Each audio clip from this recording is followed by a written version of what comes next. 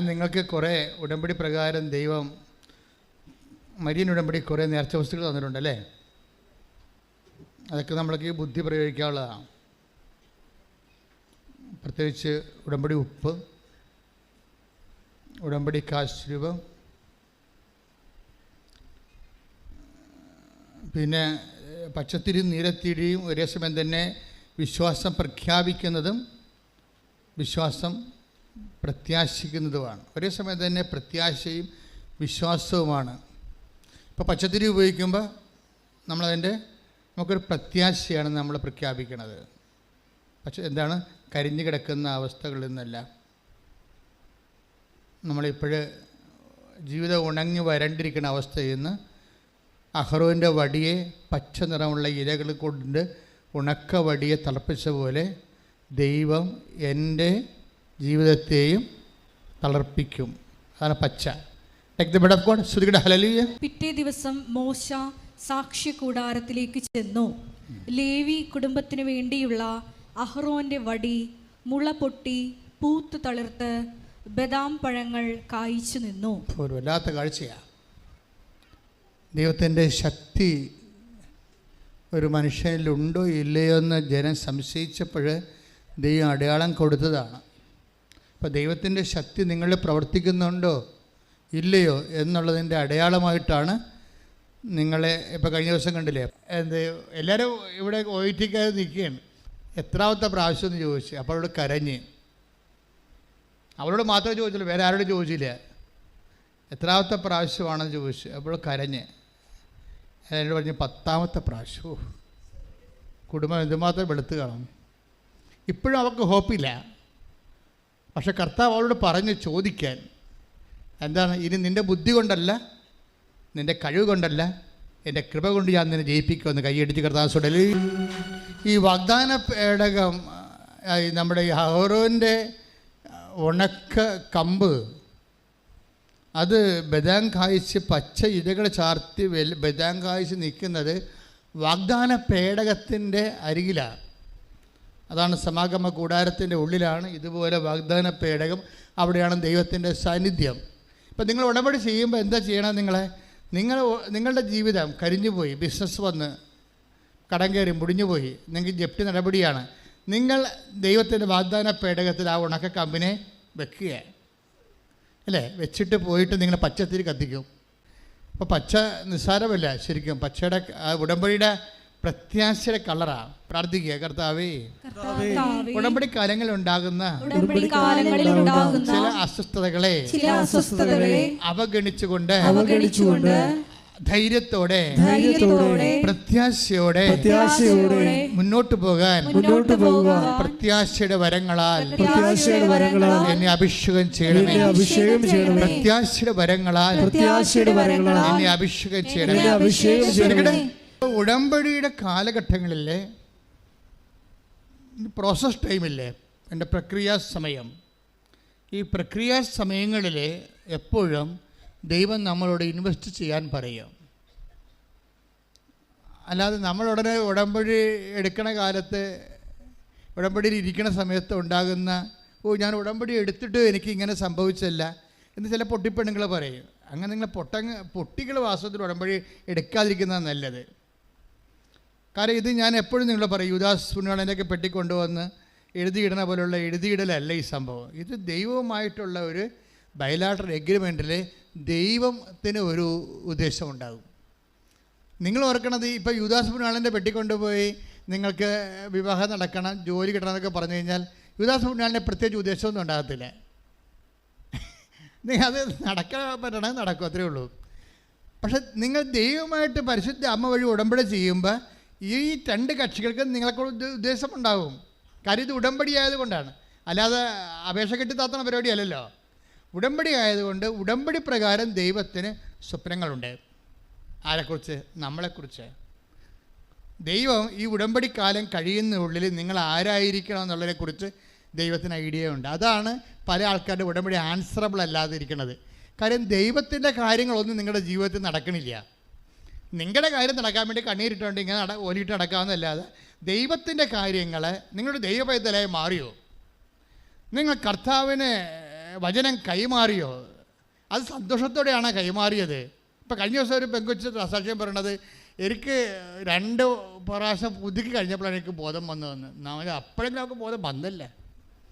എന്താ കാര്യം? അവൾക്ക് ഈ പത്രം കൊടുക്കാൻ ഭയങ്കര പ്രയാസമാണ്. ബാക്കി എല്ലാം ഞങ്ങൾ ചെയ്യുന്നുണ്ട്. ആ കണക്കിനൊക്കെ ഒപ്പിച്ച് ദൈവത്തിന് കംപ്ലൈൻറ്റ് ഇല്ലാത്ത രീതിയിൽ ഒപ്പിച്ചൊപ്പിച്ച് ചെയ്യുന്നുണ്ട്. പള്ളിയിൽ പോകുന്നുണ്ട്, കുമ്പസാരിക്കുന്നുണ്ട്, വചനമൊക്കെ വായിക്കുന്നുണ്ട്. പക്ഷെ പത്രം കൊടുക്കാത്തൊരു കക്ഷി. പത്രം കൊടുത്ത് അവളുടെ കൂട്ടുകാർ കാണുമെന്നാണ് അവൾ പറയണത്. എന്നൊക്കെ ഭ്രാന്തുണ്ടാകുന്ന ആൾക്കാർ ചോദിക്കും. അതുകൊണ്ട് പത്രം ഞാൻ അമ്മയെ കൊണ്ടാണ് കൊടുപ്പിക്കണമെന്നാണ്. അതായത് ഈ ഉടമ്പടി നിങ്ങൾക്കറിയാമല്ലോ, ഇത് ഗ്രാജുവലായിട്ട് ഡെവലപ്പ് ചെയ്ത് വന്നതൊന്നുമല്ല. ഇപ്പോൾ എൻ്റെ കൂടെ ഉള്ള ജോബോളിലൊക്കെ അറിയാം, അല്ലെങ്കിൽ വിജയകുമാറിനറിയാം. അവരാണല്ലോ ഫസ്റ്റ് ഹാൻഡ് ഡിസേബിളായിട്ട് വരുന്നത്. അപ്പോൾ അവർക്കറിയാം ഇത് ഉടമ്പടി എങ്ങനെയാണ് ഇതിൻ്റെ പ്രൊമോഷൻ. ഇത് ഓൾ ഓൺ എ സഡൻ വന്നതാണ്. ഓൾ ഓൺ എ സഡൻ വെച്ചാൽ വിത്തിൻ 72 മണിക്കൂറിനുള്ളിലാണ് ഉടമ്പടിയുടെ മൊത്തം സംഭവങ്ങൾ വെളിപ്പെട്ടത്. അല്ലാതെ ഇങ്ങനെ കണ്ട് പഠിച്ചു കേട്ടു മനസ്സിലാക്കി എന്നിട്ട് ഓരോ കാര്യം ഇങ്ങനെ ആഡ് ചെയ്ത് അപ്ഡേറ്റ് ചെയ്ത് അങ്ങനെ വന്നതല്ല. പച്ചത്തിരി, നീലത്തിരി, ഉപ്പ്, ഉടമ്പടി തൈലം, ഉടമ്പടി കാശുരൂപ എല്ലാം എനിക്ക് വേണം 72 മണിക്കൂറല്ല. ഒരു എഴുതിക്കൊണ്ടിരിക്കുന്ന സമയത്ത് സൈമിൾട്ടേനിയസ് ആയിട്ട് ഓൺലൈനിൽ ആണിതെല്ലാം കിട്ടിക്കൊണ്ടിരിക്കുന്നത്. എനിക്കിതിൻ്റെ അർത്ഥം പോലും അറിയാമല്ലോ സത്യം പറഞ്ഞാൽ. പിന്നീട് ബൈബിളിലേക്കൊക്കെ പോയി ഇതിൻ്റെ അർത്ഥം എഴുതണമല്ലോ നമ്മൾ. ആൾക്കാരോട് പറഞ്ഞിട്ട് അത് ചെയ്താൽ മതി ഇത് ചെയ്താൽ മതി എന്ന് കത്തോലിക്ക സഭയൊന്നും പറയാൻ പറ്റത്തില്ല. ചോദിക്കാനും പറയാനൊക്കെ ആൾക്കാരുണ്ട്. അപ്പം അതുകൊണ്ട് സഭാപിതാക്കന്മാരോട് വൃത്തിപരമായിട്ട് ഇതിൻ്റെ തിയോളജിക്കൽ കൊണോട്ടേഷൻസ് എന്താണ്, ബിബ്ലിക്കൽ ഇംപ്ലിക്കേഷൻസ് എന്താണെന്ന്, അതിൻ്റെ തിയോളജി എന്താണെന്ന് വി മസ്റ്റ് എക്സ്പ്ലെയിൻ. അപ്പം ഞാനത് ഈശോയോട് പറഞ്ഞപ്പോൾ ഈശോ എനിക്ക് കുറേ വചനങ്ങൾ തന്നു. ആ വചനങ്ങളൊക്കെ എക്സ്പ്ലെയിൻ ചെയ്തിട്ടാണ് പുസ്തകം പുറത്തിറക്കിയിരിക്കുന്നത് ഓരോ കാര്യത്തിലും. അപ്പോഴാണ് ഈ ബദാം കായ്ക്കണ കാര്യമൊക്കെ ഞാൻ അറിയണത്. പച്ചത്തിരിയെന്ന് എഴുതി വെച്ചെന്നല്ലാതെ ബദാം കായ്ക്കണ കാര്യമൊന്നും. അഹ്റോൻ്റെ ഉണക്കവടിയാണ് പിന്നീട് പച്ച ദൈവം അക്സെപ്റ്റ് ചെയ്ത് കഴിയുമ്പോൾ ദൈവശക്തിയാൽ അത് പച്ച ഇലകളായിട്ട് മാറണമെന്നും അത് പ്രത്യാശയാണെന്നും ഉടമ്പടി വെച്ച കാര്യങ്ങൾക്കെല്ലാം നമുക്ക് പ്രത്യാശ ഉണ്ടായാൽ മതിയെന്നും. അപ്പം നിങ്ങൾക്ക് ഉടമ്പടി വെച്ച കാര്യങ്ങൾക്ക് നിങ്ങൾക്ക് പ്രത്യാശ ഇല്ലെങ്കിൽ ഈ ജപ്തി നടപടിക്കാരൻ വരുമ്പോൾ അത് അവരിപ്പോൾ നമുക്ക് ജപ്തി വരുമെന്നേ പറഞ്ഞിട്ടുള്ളൂ. അപ്പോൾ നമ്മൾ ഉടമ്പടി ചെയ്തു. അപ്പോൾ ജപ്തി ഒരു ആഴ്ച കഴിഞ്ഞപ്പോൾ ഉടമ്പടി ചെയ്തല്ല, ആ ഉറപ്പിലൊക്കെ നമ്മൾ ഇരിക്കരുന്ന്.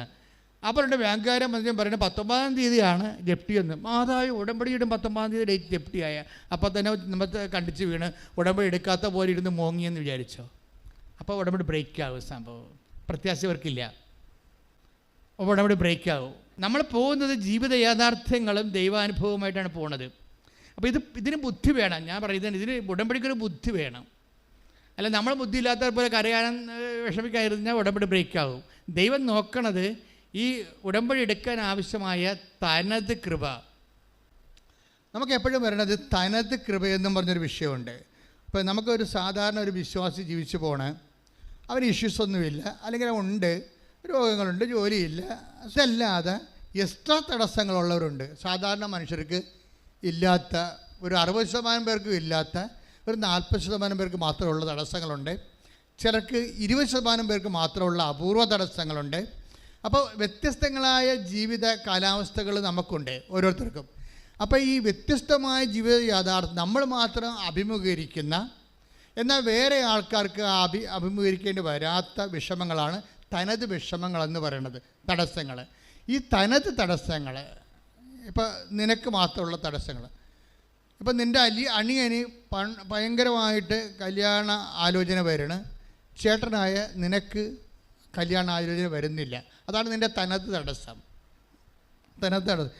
ഈ വിഷയമെല്ലാം നമ്മൾ അടുത്തുള്ള പുരയിടങ്ങളൊക്കെ വിറ്റ് പോണ്, അവർക്ക് ആവശ്യമില്ലാത്തവർ പോലും വന്ന് മേടിച്ചുകൊണ്ട് പോണ്. പക്ഷെ നമ്മുടെ പുരയിടം നമുക്ക് ആവശ്യമുണ്ടായിട്ടും പുരയിടം മേടിക്കാൻ ആരും വരണില്ല. തനത് തടസ്സമെന്ന് പറയും. ഈ തനത് തടസ്സത്തിന് വേണ്ടത് തനത് ഗ്രേസാണ്. അതിൻ്റേതായിട്ടുള്ള ഓൺ ഗ്രേസ് അതിൻ്റേതായിട്ടുള്ള ഗ്രേസ്.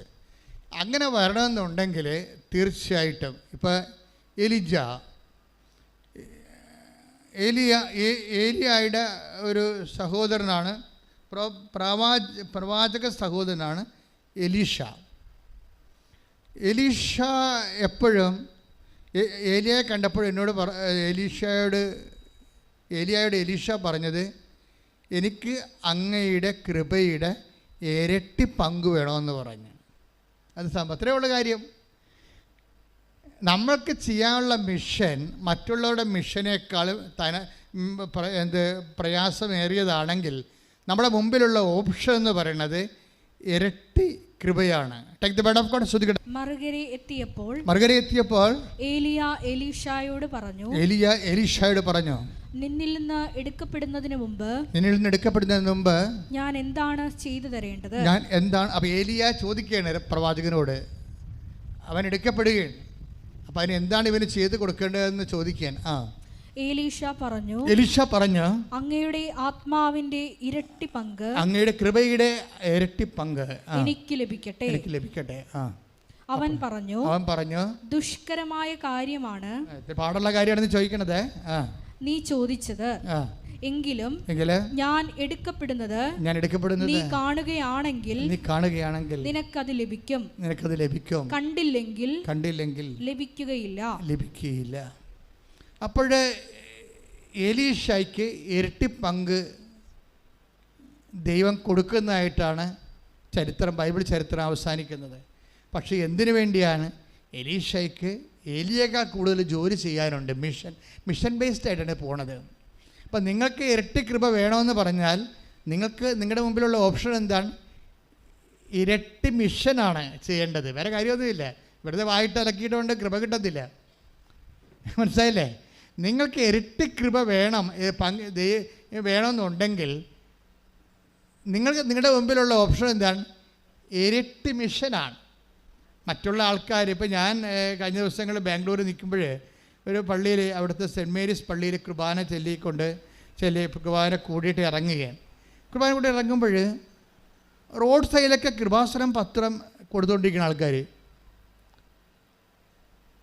അപ്പോൾ ഇംഗ്ലീഷ് പത്രം കൊടുത്തുകൊണ്ടിരിക്കുകയാണ്. വെയിലത്ത്, നല്ല വെയിലാണ്. നല്ല വെയിലത്ത് നിന്നുകൊണ്ട് അപ്പോൾ ഞാൻ ദൈവത്തെ സ്തുതിച്ച് ശരിക്കും പറഞ്ഞാൽ, അതായത് ഇവിടെ വാങ്ങിച്ചുകൊണ്ട് പോകുന്നവർ അവിടെ കൂടെ അത് കൊടുക്കണില്ലേ എന്നൊക്കെ ചോദിക്കാൻ ആരുമില്ല. അവർ തന്നെത്താൻ അവർ വാങ്ങിച്ച പ്രേക്ഷിത പ്രവർത്തനങ്ങൾ ഈ എരിവെയിലത്തും പൊരിവെയിലത്തും സുന്ദരമായി ചെയ്തുകൊണ്ടിരിക്കുകയാണ്. കാര്യം നിങ്ങൾക്കറിയാമല്ലോ, നമ്മുടെ ഉടമ്പടിയിലെ ഏറ്റവും ടഫ് മിഷൻ ഈ പത്രത്തിൻ്റെ മിഷനാണ്. അതിൻ്റെ ഉദ്ദേശം എന്താണ്? ആ മാസം ഈശോ ചെയ്ത അത്ഭുതങ്ങൾ, അതാണ് ആ മാസം ചെയ്തത്. 100 മറ്റേ കാണും നമ്മൾ കൊടുക്കണത്. അതിലിരട്ടി ഉണ്ടാവും. ഒരു ദിവസം 10 അല്ല ഇടണത്, 10 ഉടമ്പടി സാക്ഷ്യങ്ങളല്ലേ ഇപ്പോൾ അപ്പ് ചെയ്യണത്. അപ്പോൾ അതിലൊരു 100 എടുത്തിട്ട് 10 ദിവസത്തെ എടുത്തിട്ടാണ് 10 കൊടുക്കണത്. അപ്പോൾ ഈ സാക്ഷ്യം വായിക്കുമ്പോൾ ആ സാക്ഷ്യം സ്ഥിരമായിട്ട് വായിച്ച് അഭിഷേകം പ്രാപിക്കുന്നവരുണ്ട്, സാക്ഷ്യം സ്ഥിരമായിട്ട് കേൾക്കുമ്പോൾ അഭിഷേകം പ്രാപിക്കുന്നവരുണ്ട്. കാര്യം സാക്ഷ്യം കേൾക്കുമ്പോൾ പ്രശ്നം ദൈവം ചെയ്ത കാര്യമായതുകൊണ്ട് ദൈവത്തിൻ്റെ ശക്തി അതിൽ വിശ്വസിക്കുന്ന അനുസരിച്ച് നമ്മൾ ശക്തിപ്പെട്ടുകൊണ്ടിരിക്കും. പക്ഷേ രാത്രി 3 മണിക്കൊക്കെ എഴുന്നേറ്റ് ആൾക്കാർ സാക്ഷ്യം കേൾക്കുന്നുണ്ട്. അവർ സാക്ഷ്യം പറയുമ്പോഴാണ് നമുക്ക് മനസ്സിലാക്കണം. 3 മണിക്കൊക്കെ എഴുന്നേറ്റിട്ട് സാക്ഷ്യം കേട്ടുകൊണ്ടിരിക്കും. ഉടമ്പടിയിലെ ദൃശ്യമായ കുറേ അടയാളങ്ങൾ കയ്യിൽ തന്നിട്ടുണ്ടല്ലേ. എന്തൊക്കെയാണ്? ഉടമ്പടി തൈലം, ഉപ്പ്, പിന്നെ എന്താണ്, കാശുരൂപം. അപ്പം കുറേ അടയാളങ്ങളുണ്ട്. അപ്പം അതുകൊണ്ടാണ് ഇതൊന്നും നിങ്ങൾ കൈമാറ്റം ചെയ്യരുത് എന്ന് പറഞ്ഞതിൻ്റെ കാരണം, അത് വർക്കൗട്ട് ചെയ്യണത് ആരാണ് ദൈവമായിട്ട് ഉടമ്പടി ചെയ്തിരിക്കണത്, അയാളുടെ മൊറാലിറ്റിയിൽ മാത്രമേ ഇത് വർക്കൗട്ട് ചെയ്യത്തുള്ളൂ. പിന്നെ അയാൾ ഒത്തിരി ആഗ്രഹിച്ചിട്ട് കണ്ണീരിട്ട് ദൈവതിരുസന്നിധി പറയാണ്, ഞാനിത് കാനഡയ്ക്ക് കൊടുത്തു വിടുകയാണ്, എൻ്റെ മകൾ അവിടെയാണ്, അവർക്ക് വേറെ ആരുമില്ല, എനിക്കും പോകാൻ പറ്റണില്ല, അതുകൊണ്ട് ഇത് വർക്കൗട്ട് ചെയ്യണമെന്ന് ദൈവത്തോട് പറഞ്ഞാൽ ദൈവം അത് അക്സെപ്റ്റ് ചെയ്യണത് അവർ തമ്മിലുള്ള ബന്ധത്തിൻ്റെ പേരിലാണ്. പക്ഷേ ഉടമ്പടിക്ക് മുറുക്കമില്ല എന്നുണ്ടെങ്കിൽ ദൈവം അക്സെപ്റ്റ് ചെയ്യണം നിർബന്ധമില്ല. നീ ഉടപ്പിട്ട് ഇപ്പോൾ ഒരു കാര്യം വന്നപ്പോൾ ഉടമ്പടി തൈലം കൊടുത്തു വിടുകയാണെന്ന് പറഞ്ഞാൽ അത് വർക്കൗട്ട് ചെയ്യത്തില്ല. നിങ്ങൾക്കറിയാമല്ലോ, ഇതെല്ലാം ഒരു കൈ ഇരിക്കുന്ന വടി മാത്രമാണ്. ഇപ്പം മോസസിനോട് പറഞ്ഞില്ലേ, നീ ഫറവോൻ്റെ മുമ്പിൽ ചെല്ലുമ്പോൾ മോസസിന് പേടിയാണ്. കാര്യം വെച്ച് കഴിഞ്ഞാൽ അയാൾ രാജാവ്, ചക്രവർത്തിയാണ്. ഇവൻ്റെ പിന്നിൽ ആൾ പോലും ഇല്ല, സ്വാധീനമില്ല, റെക്കമെൻഡ് ചെയ്യാൻ ആളില്ല, ട്രെയിൻ ചെയ്ത പട്ടാളക്കാരില്ല, പണമില്ല, ഒന്നുമില്ല. ഇവൻ ഒറ്റക്കാണ്. അപ്പോൾ മോസസ് പറയും, ഞാൻ ഒറ്റക്കാണല്ലോ, ഞാനെങ്ങനെയാണ് ചക്രവർത്തിയോട് സർവ്വസൈന്യാധിപനോട് സംസാരിക്കുക എന്ന് പറയുമ്പോൾ ദൈവം പറയും, നിന്റെ കയ്യിലിരിക്കണത് എന്താണെന്ന് ചോദിക്കും. Take the word of God. കർത്താവ് അവനോട് ചോദിച്ചു, നിന്റെ കയ്യിലിരിക്കുന്നത് എന്താണ്? നിന്റെ കയ്യിലിരിക്കുന്നത് എന്താണ്? എന്തെല്ലാം കയ്യിലുണ്ട്? ഉടമ്പടി തൈലമുണ്ട്, ഉടമ്പടി ഉപ്പുണ്ട്, ഉടമ്പടി കാശ്രൂപമുണ്ട്, അല്ലേ? എല്ലാം പല പ്രാവശ്യം വെഞ്ചരിച്ച് ഉടമ്പടി പ്രകാരം നിങ്ങൾക്ക് നൽകിയിട്ടുള്ളതാണ്. നിങ്ങൾ ഉടമ്പടി ഉഴപ്പിയിട്ട് ഇതിമേ തൊട്ടാൽ ശരിയാകത്തില്ല. ഉടമ്പടിയിൽ ബലവത്താട് നിൽക്കണം. പറ, വായിച്ചോളൂ. നിന്റെ കയ്യിലിരിക്കുന്നത് എന്താണ്? നിന്റെ കയ്യിലിരിക്കുന്നത് എന്താണ്? അവൻ പറഞ്ഞു ഒരു വടിയാണ്. അപ്പം നമുക്ക് തോന്നുമ്പോൾ ഒരു കാശ്രൂപമാണ്, ഇത്തിരി ഉപ്പാണ്, ഇത്തിരി ഒലിവ എണ്ണയാണെന്ന് നമുക്ക് തോന്നും. അതായിരിക്കും. പക്ഷേ അത് പ്രയോഗിക്കുമ്പോൾ അത് മാറി, അതല്ലാതായി മാറും. അത് വായിച്ചോളൂ. അവിടുന്ന് കൽപ്പിച്ചു അത് നിലത്തിടുക. അത് നിലത്തിടുക. നമ്മൾ ഉപ്പൊക്കെ നിലത്തിടത്തില്ലേ? ഞാൻ എല്ലാവരോടും പറയും, ജപ്തി നടപടിയാണെന്ന് പറയുമ്പോൾ, സ്ഥലം വിൽക്കണില്ല എന്ന് പറയുമ്പോൾ, വീട് വിൽക്കണില്ല എന്ന് പറയുമ്പോൾ ഞാൻ പറയും അത് നിലത്തിടാൻ പറയും, എല്ലാ അതിരുകളിലും ഇടാൻ പറയും. എങ്ങനെ ഇടാൻ പറയും? വിശ്വാസപ്രമാണം ചൊല്ലിക്കൊണ്ടിടാൻ പറയും. ദൈവം ചോദിച്ചില്ലേ എന്താണ് നിൻ്റെ കയ്യിലിരിക്കണത്? എന്താണ് കയ്യിലിരിക്കണത്? ഉടമ്പടി തൈലം. ദൈവമായിട്ട് ഉടമ്പടി ചെയ്തതിൻ്റെ അഭിഷേക തൈലമാണ്. ആൾക്കാർ നന്നായിട്ടാണ് വിളിക്കണത്. ഞാൻ വിളിക്കാത്ത കാര്യങ്ങൾ അനുഭവത്തിൽ വിളിക്കുന്നുണ്ട്. ഞാൻ ഉടമ്പടി തൈലം എന്ന് പറയുമ്പോൾ ഇവിടുത്തെ ആൾക്കാർ വിളിക്കണത് എന്താണ്? ഉടമ്പടി എടുത്തവർ അഭിഷേക തൈലം എന്നാണ് വിളിക്കണത്. ദൈവം എന്നെ അഭിഷേക തൈലം, എന്നെ അഭിഷേകം ചെയ്ത തൈലം, എൻ്റെ സൗഖ്യത്തിനായി, സമാധാനത്തിനായി, എൻ്റെ വിടുതലിനായി ദൈവം കൈനീട്ടി അഭിഷേകം ചെയ്ത തൈലം. കൈയടിച്ച് ശ്രദ്ധിക്കട്ടെ. ഈ അഭിഷേക തൈലം അല്ലെങ്കിൽ വെഞ്ചരിച്ച ഉടമ്പടി ഉപ്പ് പ്രയോഗിക്കുന്ന മുമ്പ് ദൈവം ചോദിക്കണ ചോദ്യമാണ്, എന്താണ്? ഏലിയ, നീ ഇവിടെ എന്ത് ചെയ്യുന്നു? Take the word of God. 1 രാജാക്കന്മാർ 19:10. ഏലിയ ഉത്തരം പറഞ്ഞു, സൈന്യങ്ങളുടെ ദൈവമായ കർത്താവിനെ പ്രതിയുള്ള തീക്ഷ്ണതയാൽ ഞാൻ ജ്വലിക്കുകയാണ്. 1 രാജാക്കന്മാർ 19:10. അപ്പം ദൈവം ചോദിക്കുന്ന ചോദ്യം എന്താണ്? ഏലിയ, നീ ഇവിടെ എന്ത് ചെയ്യുന്നു? അപ്പോൾ ഉടമ്പടി ചെയ്യുമ്പോൾ സ്വാഭാവികമായിട്ട് അതിൻ്റെ പ്രീ റെക്വിസിറ്റ്, മുൻ ആവശ്യം എന്ന് പറയുന്നത് എന്താണ്? തീഷ്ണതയാണ്. ഒരു ഉടമ്പടി പ്രയോഗത്തിൽ വരണമെങ്കിൽ നമുക്കെന്തുണ്ടാകണം? തീഷ്ണതയുണ്ടാകണം. എന്തിലെല്ലാം തീഷ്ണതയുണ്ടാകണം? വിശ്വാസത്തിൽ തീഷ്ണതയുണ്ടാകണം. ദൈവത്തിൻ്റെ അനുഗ്രഹമാണ് നിനക്ക് ലഭിച്ചിരിക്കണമെങ്കിൽ തീർച്ചയായിട്ടും a sword shall pierce in your heart എന്നെന്താ പറഞ്ഞത്? മാതാവിനെക്കുറിച്ച് പറഞ്ഞു, നിൻ്റെ വയറ്റിൽ കിടക്കുന്ന കുഞ്ഞ് ദൈവത്തിൻ്റെ കുഞ്ഞാണ്. നിനക്ക് ലഭിക്കാൻ പോകുന്ന അടയാളം, അനുഗ്രഹം ദൈവത്തിൻ്റെ തനത് അനുഗ്രഹമാണ്. അതുകൊണ്ട് തന്നെ നീ ക്ലേശങ്ങളിലൂടെ കടന്നു പോയിട്ട് അതിൻ്റെ പേയ്മെൻറ്റ് കൊടുക്കേണ്ടി വരും. അതാണ് പ്രശ്നം. നിങ്ങൾക്ക് തോന്നുന്നുണ്ട് ദൈവത്തിൽ നിന്ന് നമ്മളെല്ലാം എടുക്കണ പേയ്മെൻറ്റായിട്ടാണ് എടുക്കണത്. പേയ്മെൻ്റ് എടുക്കണത് നമ്മൾ കാര്യം, ഈ കൃപ മുഴുവനും ഉണ്ടായിരിക്കണത് കർത്താവിൻ്റെ തിരുമരണത്തിൽ നിന്നാണെങ്കിൽ തീർച്ചയായിട്ടും പേയ്മെൻ്റ് ഇല്ലാത്ത ഒരു വിഷയമില്ല. ഓരോ അനുഗ്രഹങ്ങൾക്ക് അപ്പോൾ ആദ്യത്തെ കാലങ്ങളിലൊക്കെ സ്വാഭാവികമായിട്ട് ബ്ലെസ്സിങ് മാത്രമേ ഉള്ളതെന്നുണ്ടെങ്കിൽ ബ്ലെസ്സിങ് കിട്ടിയ ആൾക്കാർ അത് ഉപയോഗിച്ച് ചത്തും മലന്ന് പോകും. ചില കത്തിക്കും, ചില കുഴിച്ചിടും, അത്രേ ഉള്ളൂ. പക്ഷേ നിത്യത എന്നുള്ള കോൺസെപ്റ്റിൻ്റെ അകത്ത് നീ അവകാശമായിട്ടുണ്ടെങ്കിൽ അത് പേയ്മെൻറ്റ് സീറ്റാണ്. അതിന് പേയ്മെൻറ്റ് കൊടുക്കേണ്ടി വരും. നീ നിത്യതയിലേക്കാണ് കർത്താവ് നിന്നെ വിളിച്ചിരിക്കണമെന്നുണ്ടെങ്കിൽ തീർച്ചയായിട്ടും നിൻ്റെ വിശ്വാസം പ്രഖ്യാപിക്കേണ്ടി വരും, പ്രത്യാശ പ്രഖ്യാപിക്കേണ്ടി വരും, ദൈവസ്നേഹം തീഷ്ണതയാൽ ഇരട്ടിക്കേണ്ടി വരും. പ്രാർത്ഥിക്കുക, കർത്താവേ ദൈവസ്നേഹം തീഷ്ണതയാൽ ഇരട്ടിപ്പിക്കാൻ, വിശ്വാസത്തിൽ വളരുവാൻ, ഇരട്ടി തീഷ്ണതയോടെ ജീവിക്കുവാൻ, എൻ്റെ ജീവിതത്തിലൂടെ കടന്നു വരുന്ന എല്ലാ ദൈവിക പരിപാലനകളെയും വിഹിതമായി നിരീക്ഷിക്കുവാനും നിവൃത്തിയാക്കുവാനും ആവശ്യമായ കൃപയാ നിറക്കണമേ, നിറക്കണമേ. ഉടമ്പടിക്ക് വരുന്നൊരു വിഷയം എന്താ അറിയാമോ? ഉടമ്പടിയുടെ ഇതിൻ്റെ രീതികളെ കുറിച്ച് ഒരു ഐഡിയ കാണത്തില്ല. ഇവർ പലരോടും ചോദിക്കും. അപ്പം ചിലർ പറയും പെട്ടെന്ന് തീരുവേ എന്ന് പറയും. ചിലർ പറയും അവിടെ ഭയങ്കര കഷ്ടപ്പാടാണ്, ഭയങ്കര ചൂടും, നിൽക്കാൻ പോലും സ്ഥലമില്ല എന്നൊക്കെ പറയും. അപ്പോൾ ഇവർ വിചാരിക്കും ഉടമ്പടി എടുക്കാമെന്ന് വിചാരിക്കും, ദൈവമേ എപ്പോൾ പോകാൻ പറ്റും? ഭർത്താവ് വീട്ടിൽ വരണമെങ്കിൽ എത്ര, അല്ലെങ്കിൽ അയാളെ കാരണം അടിച്ച് പോക്കുമെന്ന് പറയാം. അതാണ് പലരുടെയും പ്രശ്നം. അതാണല്ലേ, കള്ളവണ്ടി കയറി പോന്നിരിക്കണേ. കള്ളവണ്ടി കയറി പോന്നിരിക്കും. കള്ളവണ്ടി എന്ന് പറയുന്നത് കാശ് കൊടുക്കാൻ പോകുന്നതല്ല, വീട്ടിൽ പറയാൻ പോകണത്. വീട്ടിൽ പറയാൻ പോകുന്ന ഒത്തിരി ആൾക്കാർ കള്ളവണ്ടി കയറി വന്ന പോലെ. എന്നിട്ട് അവർ ഇവിടെ വന്നിട്ട് അവിടെ കാലുറക്കത്തില്ല. കൊച്ചേ 20 രൂപ കൊച്ചേ 20 രൂപ കൊച്ചേ എന്ന് പറഞ്ഞുകൊണ്ടിരിക്കും. ഈ ഉടമ്പടി അബോർഷനായി പോകും, വർക്കൗട്ട് ചെയ്യത്തില്ല. കാര്യം എന്താ, നിങ്ങൾ മനസ്സുകൊണ്ട് ഇതെന്താണെന്ന് മനസ്സിലാക്കാതെയാണ് ഉടമ്പടി ചെയ്തിരിക്കുന്നത്. അപ്പം നിങ്ങളോട് പറഞ്ഞിരിക്കുന്നത് കൊണ്ട് എഴുതിയിട്ടാൽ മതിയല്ല. ഇന്ത്യ നിങ്ങളുടെ പ്രധാനമന്ത്രിയാകണം, ഉടമ്പടി എഴുതാൽ മതിയാ. ഇപ്പം തന്നെ പ്രധാനമന്ത്രി ഒരു ഇലക്ഷനും ഇല്ല, പ്രധാനമന്ത്രിയാകാം, MP ആകണം, കൊണ്ട് ഉടമ്പടി ചെയ്താൽ മതി എന്നായിരിക്കും പറഞ്ഞുകൊണ്ടിരിക്കുന്നത് നിങ്ങളോട്. ഇത് കുറച്ച് കച്ചും കൈ കൊണ്ട് ഇതിനകത്ത് അതാദ്യം ഇതിൻ്റെ ബിബ്ലിക്കലായിട്ടുള്ള ഇതിൻ്റെ വർക്കിംഗ് കണ്ടീഷൻസ് പഠിക്കണം. പഠിച്ചു കഴിഞ്ഞ കള്ളികൾ ഒത്തിരി പേരുണ്ട്. ഇന്നലെ ഒരു സാക്ഷി ഞാൻ വെളുപ്പിനിരുന്ന് വായിക്കിരുന്നു. എനിക്ക് വിസ്മയവും സന്തോഷവും ഭയവും ഉണ്ടായി. എന്താ കാര്യം? ഞാൻ സിൽവർ ഉടമ്പടിയിൽ എത്തിയിരിക്കണമെന്ന്. അമ്മയുടെ കളറായ സിൽവർ ഗ്രേയിൽ ഞാൻ എത്തിയിരിക്കുന്നു. ഇതെൻ്റെ 4ാമത്തെ സാക്ഷ്യമാണെന്ന്.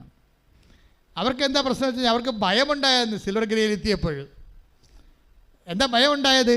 ഞാൻ അമ്മയുടെ കളറിലെത്തിയില്ലേ, ഇനി അമ്മയുടെ ജീവിതം ഞാൻ ജീവിക്കണ്ടേ. അതാണ് സംഭവം, അതാണ് ഉടമ്പടി എന്ന് പറയണത്. അതെന്തൊരു തിരിച്ചറിവാണ്. അതാണ് ഭയം, ദൈവഭയം എന്ന് പറയണത്. ഇതിപ്പോൾ ഈ ഭയം വരാൻ വേണ്ടി സിൽവർ ഗ്രേയിൽ എത്തേണ്ട കാര്യമില്ല. ഭയം വരാൻ വേണ്ടി ആദ്യം ദൈവമായിട്ട് കൈ കൊടുക്കുമ്പോൾ തന്നെ ഭയം വന്നാൽ മതി. എന്നാൽ ഉടമ്പടി ഇങ്ങനെ കവളാസം പൊട്ടണ പോലെ അങ്ങോട്ട് പൊട്ടും. എന്താ കാര്യം?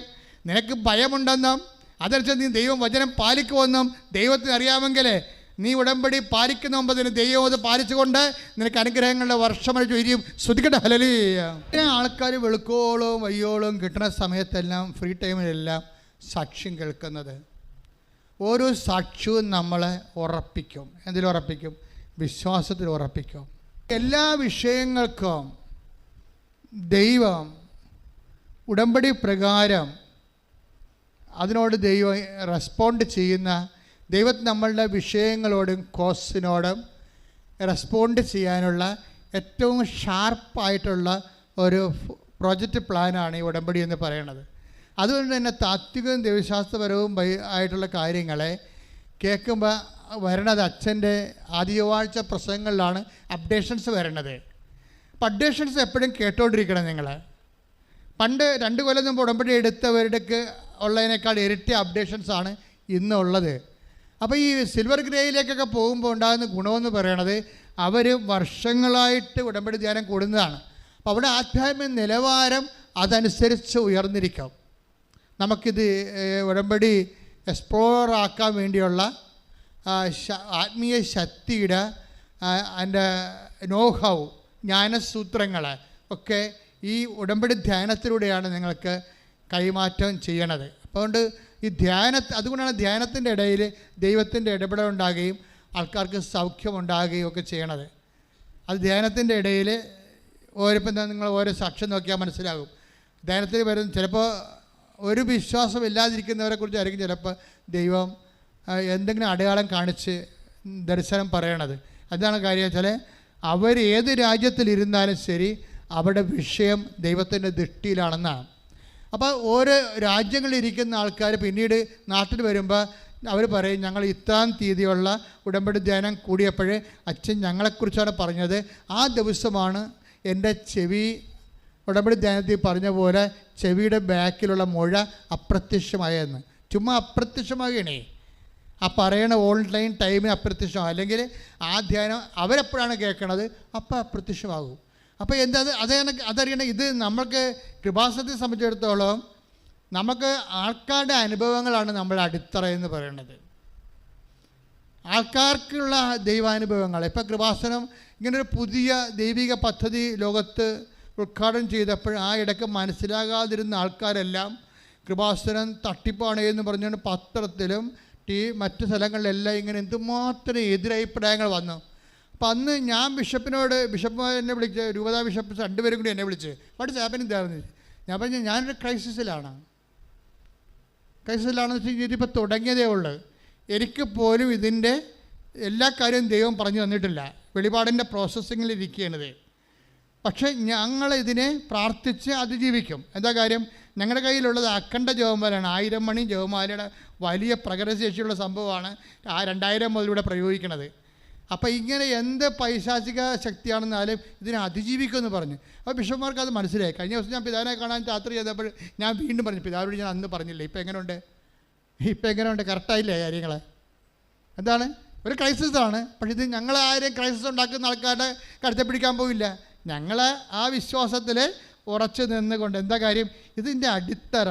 അന്ന് ഞാൻ പ്രശ്നങ്ങളുണ്ടായ കാലത്ത് ഞാനൊരു അവസാന ഒരു വാക്ക് ഞാൻ പറയണമല്ലോ, ഞാൻ എക്സ്പ്ലെയിൻ ചെയ്തത് എന്താണ്, കൃപാസനത്തിൻ്റെ അടിത്തറ ആധ്യാത്മിക അനുഭവങ്ങൾ പ്രാപിച്ച ലക്ഷക്കണക്കിന് മനുഷ്യരാണ്. അവർ നിലനിൽക്കുന്ന കാലം കള്ളപ്രചരണങ്ങളിൽ നിങ്ങൾ ആരെ ഞങ്ങൾക്കെതിരെ നടത്തിയാലും അത് വില പോകത്തില്ല. ജനങ്ങളെ ദൈവത്തെ അനുഭവിച്ചിരിക്കേണ്ടതാണ് അത് ലക്ഷക്കണക്കിന് മനുഷ്യരെ. അതുകൊണ്ട് തന്നെ ഇത് അനുഭവത്തിൻ്റെ ഒരു പ്ലാറ്റ്ഫോമാണ്. ദൈവാനുഭവത്തിൻ്റെ ഏറ്റവും വിശിഷ്ടമായ സുശക്തമായ മാത്തമാറ്റിക്കൽ പ്രിസിഷനുള്ള ഒരു ഫോർമുല എന്ന് പറയുന്നത് ഉടമ്പടിയാണ്. ഞാനെന്താ നിങ്ങളോട് ഇപ്പോൾ ഇങ്ങനെ പറയാൻ കാരണം എന്ന് വെച്ച് കഴിഞ്ഞാൽ, നിങ്ങളുടെ എടുത്തിരിക്കുന്ന കാര്യം എന്താണ്? മോസസിനോട് പറഞ്ഞില്ലേ, നിൻ്റെ കയ്യിലിരിക്കണത് എന്താണ്? നിനക്കെതിരെ നിൽക്കുന്നത് ആരാണ്? ഫറവോയാണ്. ഫറവോ എന്നും നമ്മുടെ മുമ്പിൽ നിൽക്കും. ദാവീദിൻ്റെ മുമ്പിൽ എപ്പോഴും ഒരു ഗോലിയാത്ത് ഉണ്ടാകും. മോസസിൻ്റെ മുമ്പിൽ എപ്പോഴും ഒരു ഫറവോ ഉണ്ടാകും. പക്ഷേ മോസസും ഏരിയയും മനസ്സിലാക്കണമെന്ന് ദൈവം അറിയുന്നൊരു കാര്യമുണ്ട്. എന്താണ്? What is in your hand? അപ്പോൾ മോസസ് പറഞ്ഞു, ഇതൊരു വടിയാണ്, അത് നിലത്തിടണം ഫറവോയുടെ മുമ്പിൽ. അപ്പോൾ ആ വടി എന്താണെന്നൊക്കെ മനസ്സിലാകും. വിശ്വാസത്തോടെ ദൈവത്തിൻ്റെ വചനത്താൽ നീ അത് പ്രയോഗിക്കുമ്പോൾ വടിയോടനെ പാമ്പായി മാറുമ്പോൾ മോസസ് തന്നെ ചാടി പിന്നോട്ട് മാറും. അപ്പോൾ മാന്ത്രികന്മാരും വന്നിട്ട് മാന്ത്രികം കാണിക്കും. കർത്താവ് എന്താ പറഞ്ഞത്? I will be with you unto the last. അവസാനം വരെ ഞാൻ നിങ്ങളുടെ കൂടെ ഉണ്ടായിരിക്കും എന്ന് പറഞ്ഞാൽ എൻ്റെ അർത്ഥം എന്താണ്? അവസാനം വരെ നിങ്ങളുടെ വചനങ്ങളെ സ്ഥിരീകരിച്ചുകൊണ്ട്, അടയാളം കാണിച്ചുകൊണ്ട് എൻ്റെ സാന്നിധ്യം നിങ്ങളുടെ കൂടെ കൈയടിച്ച് ശ്രദ്ധിക്കട്ടെ. എപ്പോഴും ദൈവം പറഞ്ഞിട്ടില്ലേ, ഞാൻ തുറന്ന വാതിൽ ആരും അടക്കുകയില്ല, ഞാൻ അടച്ച വാതിൽ തുറക്കുകയില്ല. അതായിരുന്നു അടയാളങ്ങളുടെ ശക്തി. കൈയടിച്ച് ശ്രദ്ധിക്കട്ടെ.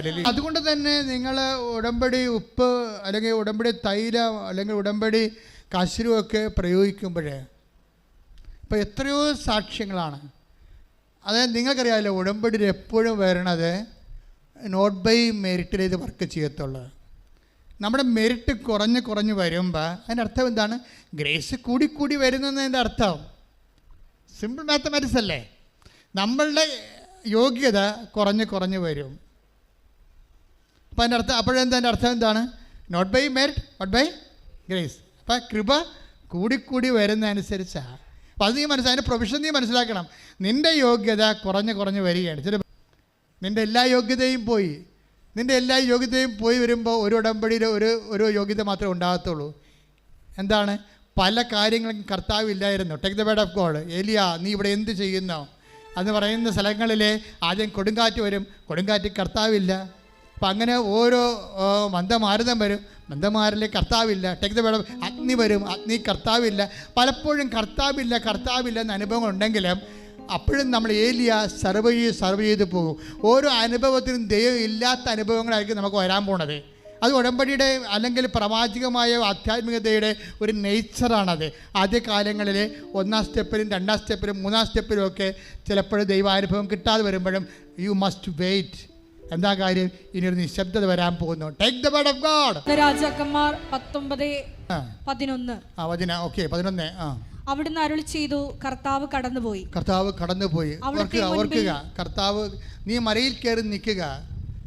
എന്താണ്? സീനായ മലമുകളിലെ, ഹൊറേബ് മലമുകളിലെ, കാർമൽ മലമുകളിലെ നീ എപ്പോഴും ഉടമ്പടി എടുക്കുമ്പോൾ നീ സാധാരണ നിലവാരത്തിൽ നിന്ന് ഉയർന്ന തലത്തിലേക്ക് നീ ലിഫ്റ്റ് ചെയ്യപ്പെടുന്നുണ്ട്. ഓക്കെ, പറഞ്ഞോളാം. അവിടുന്ന് അരുളി ചെയ്തു, കർത്താവ് കടന്നുപോയി. അവിടുത്തെ മുൻപിൽ മലകൾ പിളർന്നും പാറകൾ തകർത്തും കൊണ്ട് കൊടുങ്കാറ്റടിച്ചു. കൊടുങ്കാറ്റിൽ കർത്താവില്ലായിരുന്നു. കാറ്റു കഴിഞ്ഞ് ഭൂകമ്പമുണ്ടായി. ഭൂകമ്പത്തിലും കർത്താവില്ലായിരുന്നു. ഭൂകമ്പത്തിന് ശേഷം അഗ്നിയുണ്ടായി. അഗ്നിയിലും കർത്താവില്ലായിരുന്നു. അഗ്നി അടങ്ങിയപ്പോൾ ഒരു മൃദുസ്വരം കേട്ടു. അപ്പോൾ ഏലിയ മേലങ്കി കൊണ്ട് മുഖം മറച്ചുകൊണ്ട് പുറത്തേക്ക് വന്ന് ഗുഹാമുഖത്ത് നിന്നു. അപ്പോൾ അവൻ ഒരു സ്വരം കേട്ടു, ഏലിയ, നീ ഇവിടെ എന്ത് ചെയ്യുന്നു? അപ്പോൾ അഗ്നിയിലും കർത്താവുണ്ടായിരുന്നു, ഭൂകമ്പത്തിലും കർത്താവുണ്ടായിരുന്നു, കാറ്റിലും കർത്താവുണ്ടായിരുന്നു. പക്ഷേ നിശബ്ദമായപ്പോൾ കർത്താവിൻ്റെ സ്വരം ഏലിയ കേൾക്കും. ഇല്ലാഞ്ഞിട്ടല്ല, ഉണ്ടായിരുന്നു, പക്ഷേ ഏലിയ കേട്ടില്ല എന്നുള്ളതാണ് വിഷയം. അപ്പം ദൈവത്തെ കേൾക്കുന്നത് ഒരു പ്രധാനപ്പെട്ട കാര്യമാണ്. നമ്മൾ ദൈവത്തെ തന്നെ ഏതെങ്കിലും ഒരു കാലത്ത് അഗ്നിയും ഭൂകമ്പവും കാറ്റും അങ്ങനെ പല പല ദൈവാനുഭവങ്ങൾ പ്രതികൂലങ്ങളായിട്ട് നമ്മുടെ ജീവിതത്തിലൂടെ കടന്നു പോകുമ്പോഴും നീ വിശുദ്ധ ഗ്രന്ഥത്തിൽ നിന്നും വിശ്വാസത്തിൽ നിന്നും നിൻ്റെ ഉടമ്പടി ദിനചര്യകളിൽ നിന്നും സുവിശേഷ പ്രഘോഷങ്ങളിൽ നിന്നും സുവിശേഷ കൈമാറ്റങ്ങളിൽ നിന്നും രോഗി പരിചരണങ്ങളിൽ നിന്നും നീ ഒരിക്കലും മനസ്സ് മാറ്റരുത്. മനസ്സ് മാറ്റാതെ വരുമ്പോൾ ദൈവം തെളിഞ്ഞു വരും. ദൈവം തെളിഞ്ഞു വരും. കാര്യം എന്താണെന്ന് വെച്ച് കഴിഞ്ഞാൽ ഇത് എല്ലാവരുടെയും ഒരു അനുഭവമാണ്. കർത്താവ് ഇല്ലെന്ന് തോന്നുന്ന ദുഃഖാനുഭവങ്ങളിലൂടെ കടന്നു പോകുമ്പോഴും ബേസിക്കായിട്ട് കർത്താവ് അവിടെ ഉണ്ട്. പക്ഷേ കർത്താവ് ഇല്ലെന്ന് തോന്നുമ്പോൾ തന്നെ അവിടെയുള്ള കർത്താവിനെ കാത്തിരിക്കാനുള്ള ഒരു ഏരിയയുടെ തീഷ്ണതയിലേക്കാണ് ഉടമ്പടിയിലൂടെ ദൈവം നിന്നെ വിളിച്ചിരിക്കുന്നത്. കൈയടിച്ച് ശ്രദ്ധിക്കട്ടെ. ഹല്ലേലൂയ. ഈ വിഷയം എന്ന് പറയുമ്പോൾ എന്ത് നമ്മൾ ചെയ്താലും ഇതിനെക്കുറിച്ചൊക്കെ ഉള്ള അർത്ഥം വ്യക്തമായിട്ട് നമ്മൾ അറിയണം.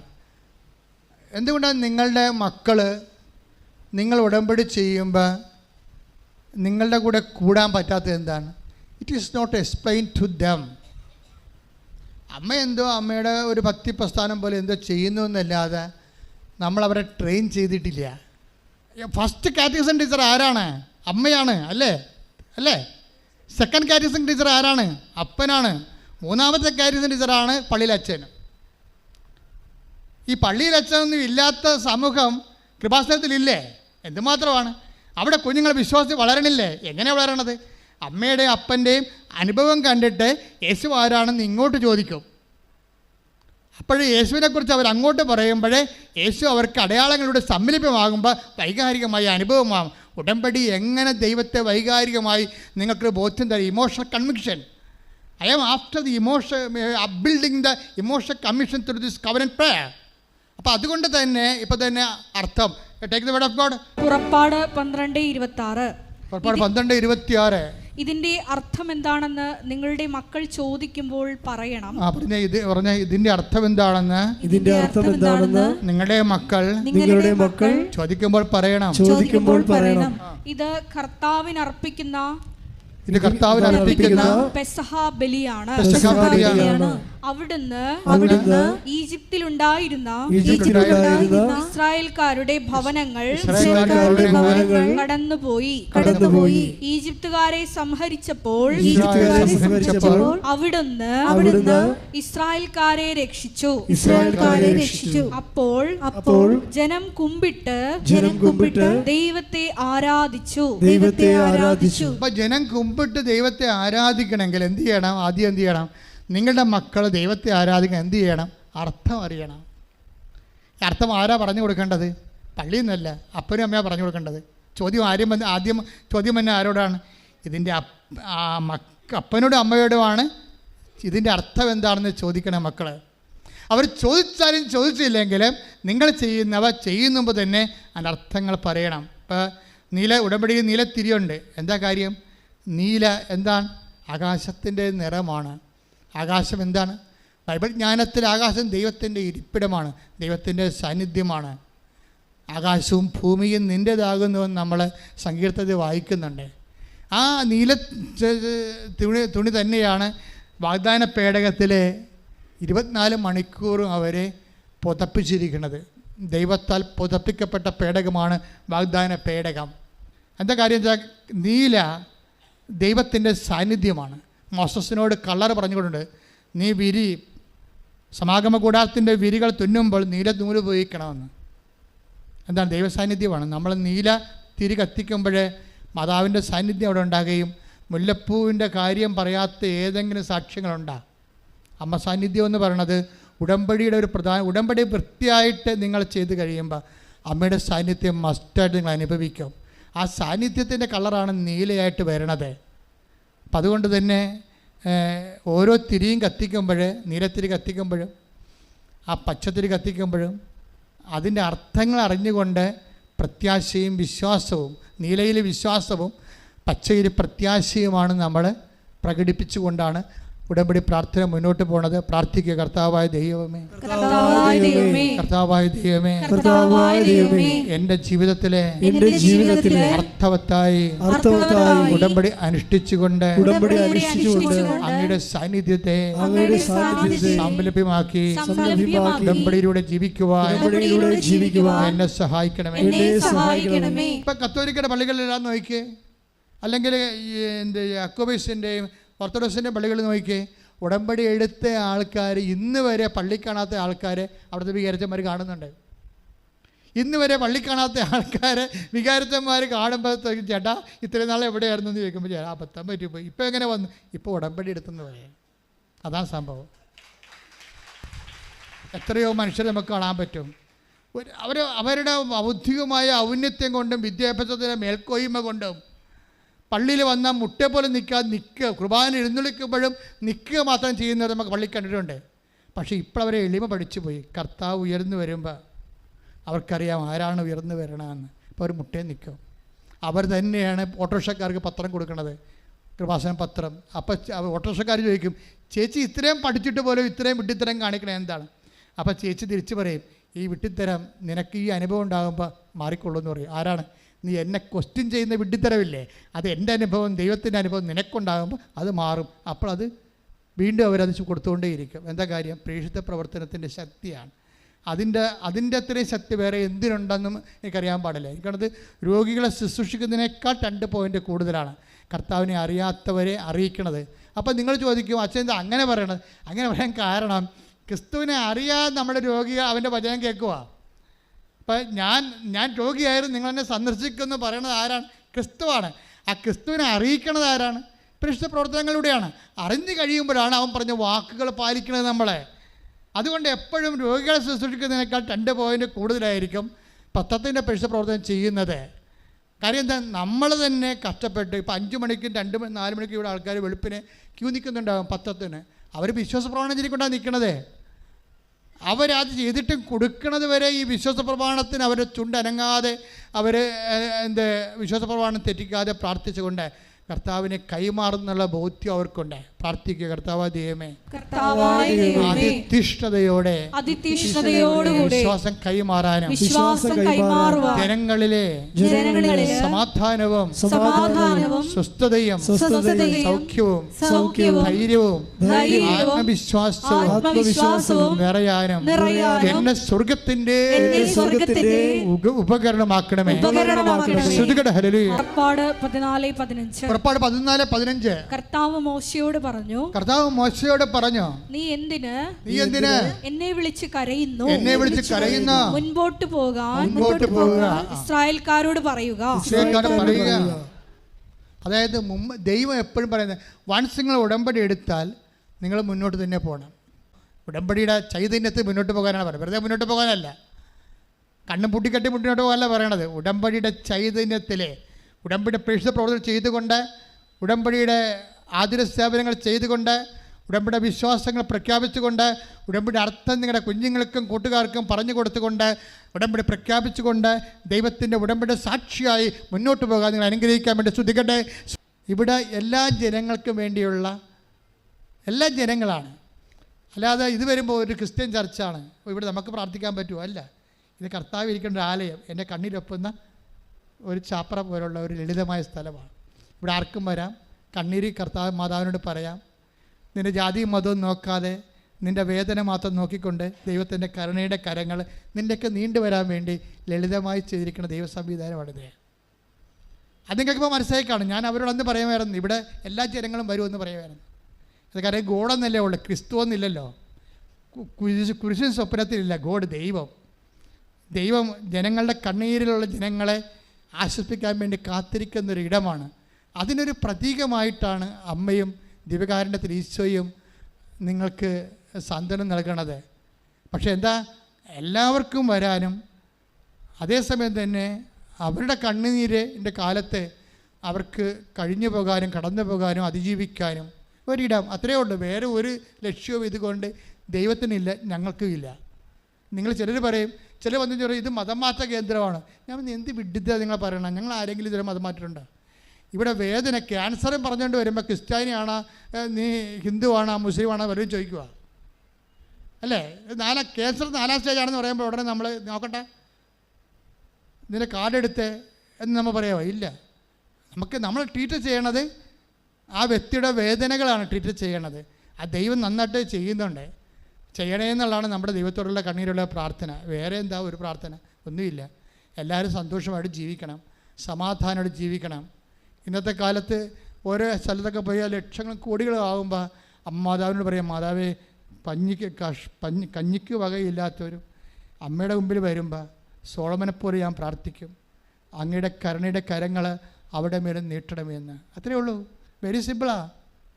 പക്ഷെ ഞാൻ നിങ്ങളോട് പറയണത്, നിങ്ങൾ വക്രത, വഞ്ചന, വ്യഭിചാരം, അതുപോലെ തന്നെ തൻപോരിമ, അഹങ്കാരം, അങ്ങനെ എല്ലാ ദൈവത്തിന് നിരക്കാത്ത എല്ലാ സ്വഭാവങ്ങളും ഉപേക്ഷിച്ചിട്ട് ദൈവത്തിന് പെട്ടെന്ന് പ്രവർത്തിക്കാൻ പറ്റുന്ന രീതിയിൽ നിങ്ങൾ ജീവിതവും പ്രകൃതിയും പുനഃക്രമീകരിക്കണം.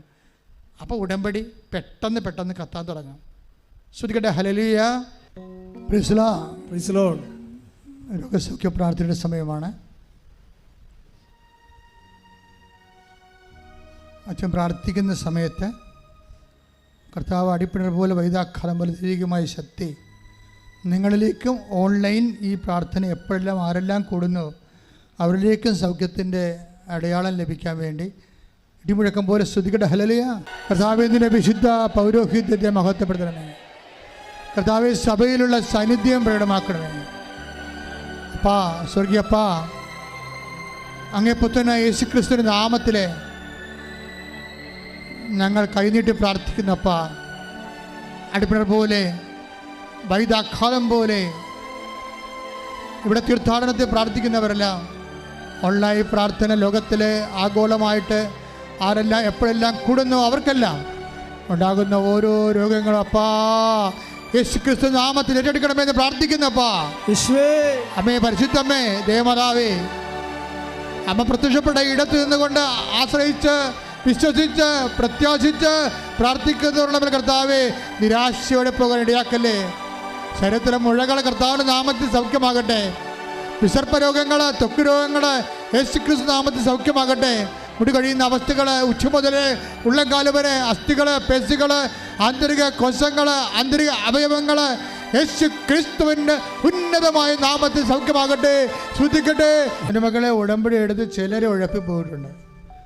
പക്ഷേ അവർ വന്ന് പിന്നീട് പെട്ടെന്ന് സാക്ഷ്യം പറയും. അപ്പോൾ അവർ പറയണത് ഞങ്ങൾ ഉടമ്പടി ഉഴപ്പിയത് കാരണം കർത്താവ് ആ ഉടമ്പടി വിസ്മരിച്ചെന്നാണ് ഓർത്തതെന്ന്. പക്ഷേ ഞങ്ങൾ വിസ്മരിച്ചിട്ട് ഞങ്ങളുടെ ഉടമ്പടി കർത്താവ് വിസ്മരിച്ചിട്ടില്ല. ആ എന്താണെന്ന് നിയോഗത്തിൽ എഴുതിയിരിക്കണത് അതെല്ലാം ഇപ്പോഴ് നിറവേറിയിരിക്കുകയാണെന്ന്.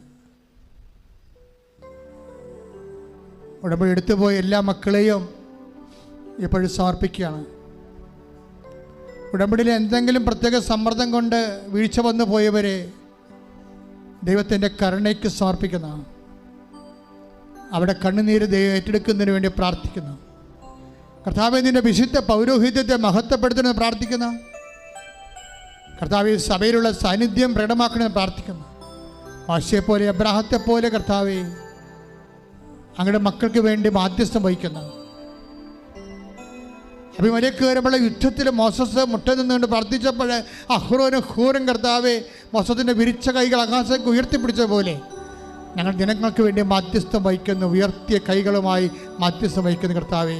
ഉടമ്പടി എടുത്ത് ഓരോ മകനെയും മകളെയും വീണുപോയവരെ കർത്താവെ ഞങ്ങളുടെ പ്രാർത്ഥന കൊണ്ട് ഞങ്ങൾ താങ്ങിപ്പിടിക്കുന്നു കർത്താവെ.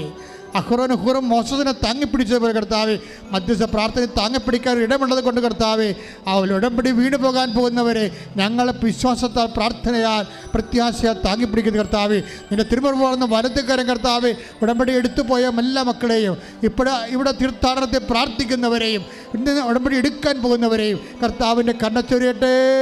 ശ്രുതികട്ടെ.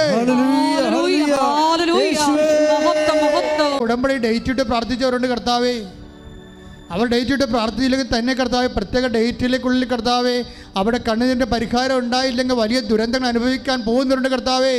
അവരെല്ലാം കർത്താവെ ഇപ്പോൾ അൾത്താറെ പരിശുദ്ധ അമ്മയുടെ മാധ്യസ്ഥ സകല വിശുദ്ധന്മാരും മാലാഖമാരും രക്തസാക്ഷിയുടെ മാധ്യസ്ഥതയിൽ അവരുടെ ഉടമ്പടിയെ ഇപ്പോൾ ഉയർത്തിപ്പിടിക്കുന്ന കർത്താവെ, ദൈവത്തിൻ്റെ കരുണ പെരുമഴ പോലെ ചൊരിയട്ടെ, ശ്രദ്ധിക്കട്ടെ.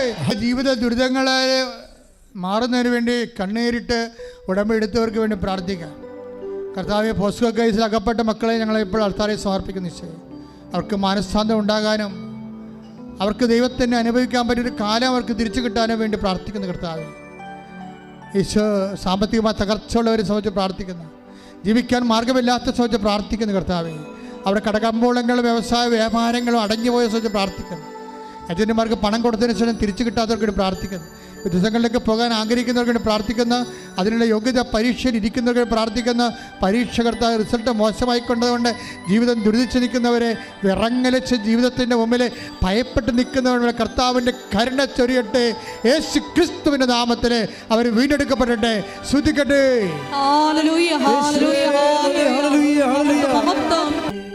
സമാധാനമില്ലാത്ത കുടുംബങ്ങൾ, ഡൈവേഴ്സിലായിപ്പോയിട്ടുള്ള ഭർത്താവും ഭാര്യയും, വിവാഹബന്ധം തകർന്നുകൊണ്ടിരിക്കുന്ന കുടുംബങ്ങൾ, തെറ്റായ പ്രണയത്തിൽ അകപ്പെട്ടിട്ട് തലയൂരാൻ പറ്റാതെ വിഷമിക്കുന്നവർ, കുടുംബമായിട്ട് യാതൊരു ബന്ധമില്ലാത്തവർ, കുടുംബത്തെ കാണാക്കാത്തവർ, പുറപ്പെട്ടു പോയവർ, കാണാതെ പോയവർ, കാണാതെ പോയ പണം, കാണാതെ പോയ മനുഷ്യർ, ആ മേഖലയിലെല്ലാം ദൈവത്തിൻ്റെ കരുണ പരിശുദ്ധ അമ്മയുടെ മാധ്യസ്ഥത്തിൽ എത്രയും വേഗം സാക്ഷികളാകാൻ വേണ്ടി ഇടിമുഴക്കം പോലെ ശ്രദ്ധിക്കട്ടെ. ദൈവത്തിൻ്റെ കരുണ മക്കളിലേക്ക് ശ്രദ്ധിക്കട്ടെ. വിട്ടുപോയവര്, വാങ്ങിപ്പോയവര്, ഇവിടെ പറഞ്ഞു പോയവര് അവിടെ ആത്മശാന്തിക്ക് വേണ്ടി പ്രാർത്ഥിക്കുന്നു. കാണാതെ പോയവർ കർത്താവ് തിരികെ വരാൻ വേണ്ടി പ്രാർത്ഥിക്കുന്നു. കർത്താവേ, സാമ്പത്തിക തകർച്ച വന്നവരോട് പ്രാർത്ഥിക്കുന്നു. കർത്താവ്, ജീവിത ദുരിതങ്ങൾ വന്നു പോയവരെ, ഡൈവേഴ്സിലായിപ്പോയവരെയും, വിവാഹം ഒത്തുവരാത്തവരെയും, മക്കളില്ലാത്തവരെയും, ഭാര്യാഭർത്തക്കന്മാർ അകന്ന് കഴിഞ്ഞു ഒഴിഞ്ഞും കർത്താവെ വിഘടിച്ച് ജീവിക്കുന്നവരെ, കേസിലാകപ്പെട്ടവരെ, കേസ് നടന്നുകൊണ്ടിരിക്കുക, ഭാഗോടമ്പടി നടക്കാത്തവരെ, ഭാഗോടമ്പടി കേസുള്ളവരെ എല്ലാം യേശുവിനെ സമർപ്പിക്കുന്നു. ദൈവത്തിൻ്റെ കരുണ അവരിലേക്ക് ആവശ്യിക്കട്ടെ. ശ്രദ്ധിക്കട്ടെ. എല്ലാവരും മുട്ടനിക്കുക. മൗനമായി പ്രാർത്ഥിക്കേണ്ട സമയമാണ് വ്യക്തിപരമായ ആവശ്യങ്ങൾക്ക് വേണ്ടി.